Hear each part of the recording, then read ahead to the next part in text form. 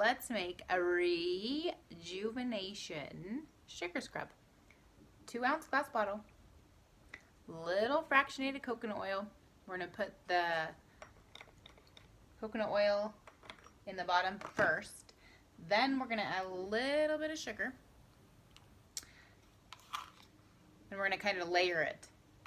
So a little, oh, sorry, you guys can't see me.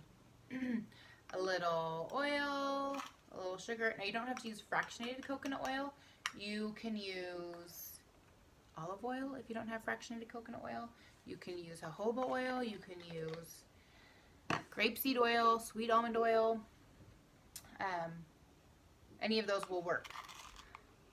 All right, so layer again. Oil, sugar, oil, sugar.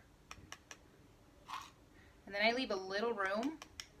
I don't do it all the way full of sugar because I want to be able to kind of stir it up when I'm done adding the oils.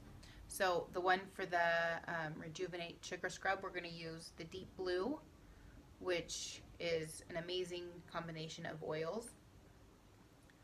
3, 4, 5, 6, 7. To promote soothing properties for your joints, for your muscles. So if you have had a really nice workout, using this in that sugar scrub will help to promote soothingness to your muscles. And then 4 drops of, can you see that, of lavender. Okay, so this will help quiet the muscles, quiet the aches, and lavender is really good for your skin in helping with blemishes and what's the word? With the cell proliferation process, making that cell process happen, increase. That's the word I'm using.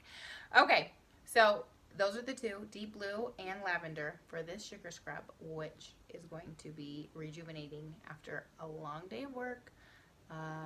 Maybe you helped somebody move because you're super sweet and generous with your time. So then treat yourself to one of these little scrubs.